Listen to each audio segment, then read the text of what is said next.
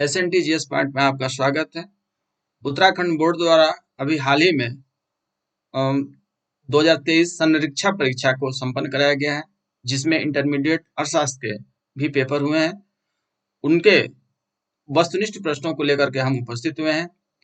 इसमें दो खंड होते हैं, खंड अ और खंड ब। जो खंड अ होता है वह माइक्रो इकोनॉमिक्स यानी कि व्यष्टि अर्थशास्त्र से संबंधित होता है, जबकि खंड ब समष्टि अर्थशास्त्र यानी कि मैक्रो इकोनॉमिक्स से संबंधित होता है। तो आइए हम खंड अ यानी कि माइक्रो इकोनॉमिक्स को प्रश्नों को हल करते हैं। उस वक्र का नाम बताइए जो आर्थिक समस्या दर्शाता है। Name the curve which show economic problem. उत्पादन वक्र, मांग वक्र, उदासीनता वक्र या उत्पादन संभावना वक्र। Production curve, demand curve, indifference curve या प्रोडक्शन पॉसिबिलिटी कर्व। तो जहां तक हमारी आर्थिक समस्या की बात है, आर्थिक समस्या का जो कारण होता है वह होता है कि साधन जो हमारे पास होते हैं वह होते हैं आपके साधन सीमित मात्रा में होते हैं। साधन सीमित होते हैं, लिमिट मात्रा में होते हैं, जबकि जो आवश्यकताएं होती हैं वह होती है असीमित या अनंत होती है, इन्फिनिटी होती है, असीमित होती है। तो सीमित साधनों से असीमित आवश्यकताओं की पूर्ति किस प्रकार से किया जाए, यही चुनाव की समस्या है। इसका मतलब ये हुआ कि अगर हम इस बात को, इस तथ्य को ध्यान रखें तो हम देखेंगे कि उत्पादन वक्र, मांग वक्र, उत्पादनशीलता वक्र में उत्पादन संभावना वक्र का भी नेचर यही होता है, जो यह बताता है कि किसी अर्थव्यवस्था में दिए हुए साधनों तथा तकनीकी ज्ञान को के प्रयोग से दो वस्तुओं अथवा सेवाओं के वे विभिन्न संयोग जिसका अधिकतम उत्पादन किया जा सके, उत्पादन संभावना वक्र कहलाता है, प्रोडक्शन पॉसिबिलिटी कर्व कहलाता है।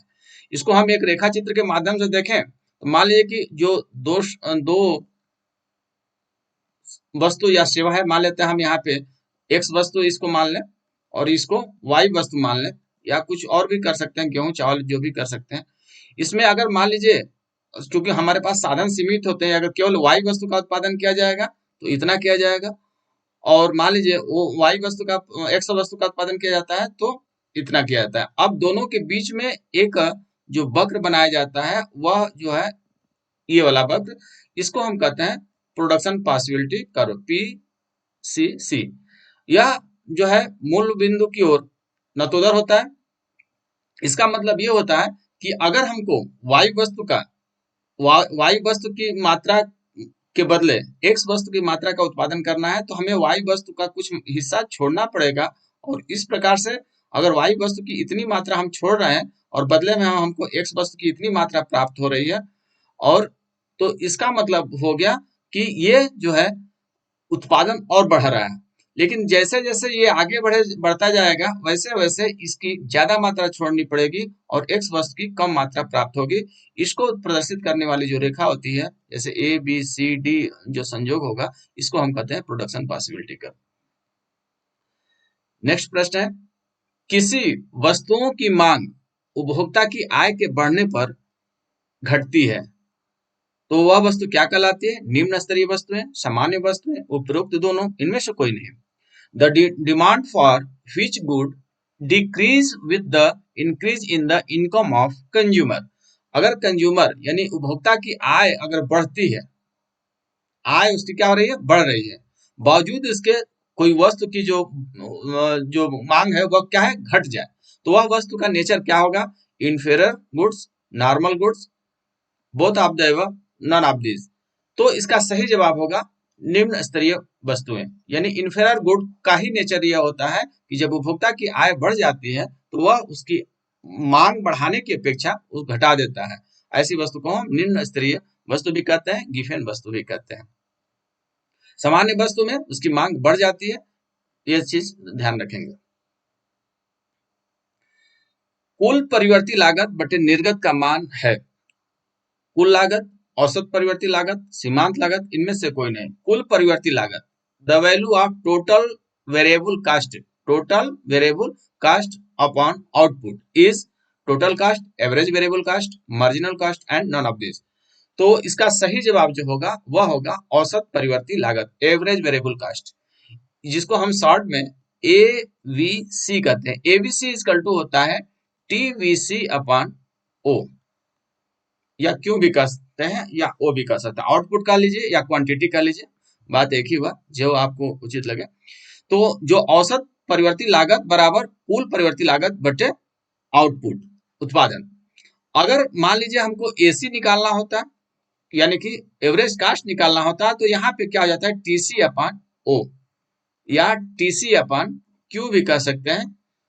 तो इस प्रकार से औसत लागत होता है। मार्जिनल लागत का जो सूत्र होता है वह होता है आपका MC इक्वल टू होता है TC n माइनस वन, यानी कि अंतिम वस्तु का कुल लागत, अंतिम वस्तु के उत्पादन पर कुल लागत ऋण इससे पूर्व वाली वस्तु के उत्पादन पर जो लागत लगती है उसे हम TCn-1 कहते हैं।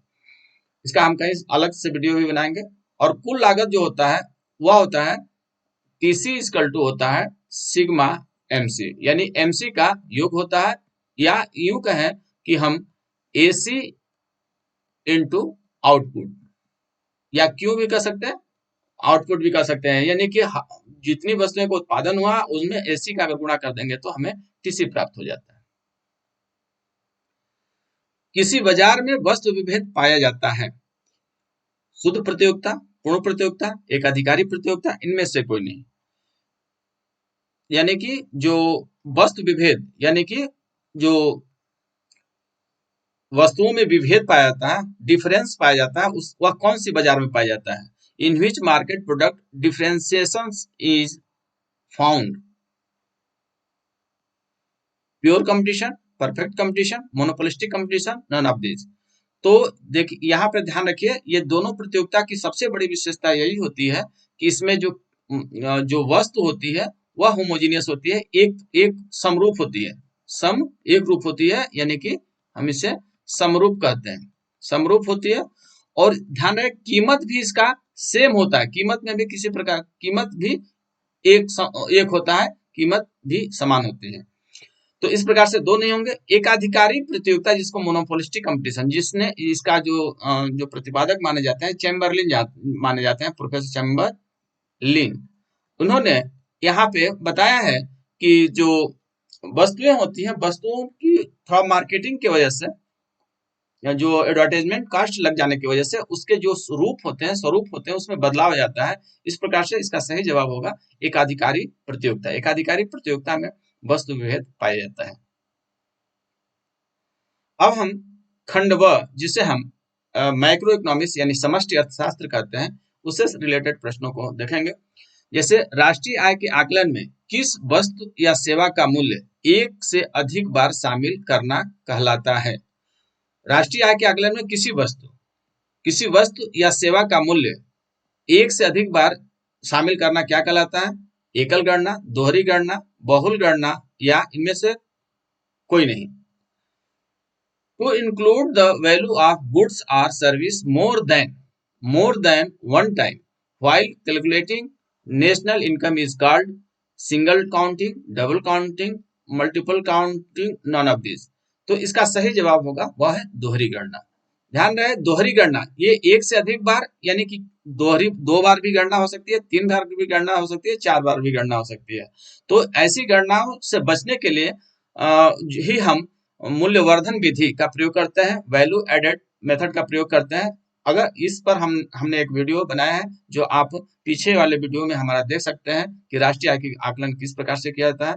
आप पीछे वाला मेरा वीडियो को पुनः अवलोकित कर सकते हैं। तो उसको हम कहते हैं दोहरी गणना। दोहरी गणना जो है एक से अधिक बार की गणना को कहते हैं। जनता का बैंक कौन सा है? व्यापारिक बैंक, केंद्रीय बैंक, फर्स्ट व सेकेंड दोनों, इनमें से कोई नहीं। तो जनता का bank, which one is the bank of the public? Public bank किसे कहेंगे? कमर्शियल बैंक को, सेंट्रल बैंक को, first and second both, none of this. तो यहाँ पे जो पब्लिक बैंक होती है उसको कहते हैं व्यापारिक बैंक। क्यों? क्योंकि व्यापारिक बैंक ही ऐसा बैंक है जहां पे जनता का जमा स्वीकार किया जाता है तथा उन्हें ऋण प्रदान किया जाता है। किसके द्वारा किया जाता है? व्यापारिक बैंक के द्वारा। केंद्रीय बैंक जो है यह सरकार का बैंक माना जाता है। यहाँ आम जनता अपना खाता इत्यादि नहीं खोल सकता है, यह सरकार का बैंक है। तो इस प्रकार से सही जवाब होगा व्यापारिक बैंक। किन्स का रोजगार सिद्धांत निम्नलिखित में से किस पर निर्भर करता है? प्रभावपूर्ण मांग, पूर्ति, उत्पादन क्षमता, इनमें से कोई नहीं।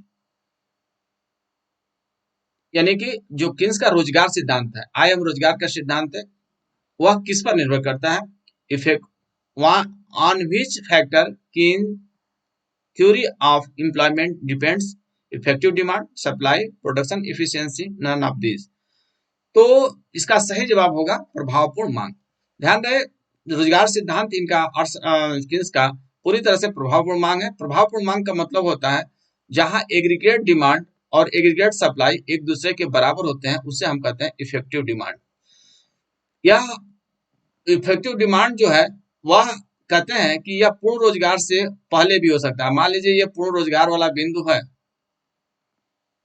YF इसको कहते हैं, और यह AS रेखा हो जाती है, और इसके बाद जो ये रेखा होती है वह AD रेखा होती है, AD1 कर लीजिए, और इसके बाद भी एक रेखा हो सकती है जो AD2 हो सकती है।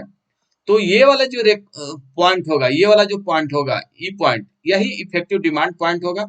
और यहां से अगर सरकार चाहे तो एडी में एडी को बढ़ा करके उसको फुल एम्प्लॉयमेंट तक ले जाया जा सकता है, जिसको हम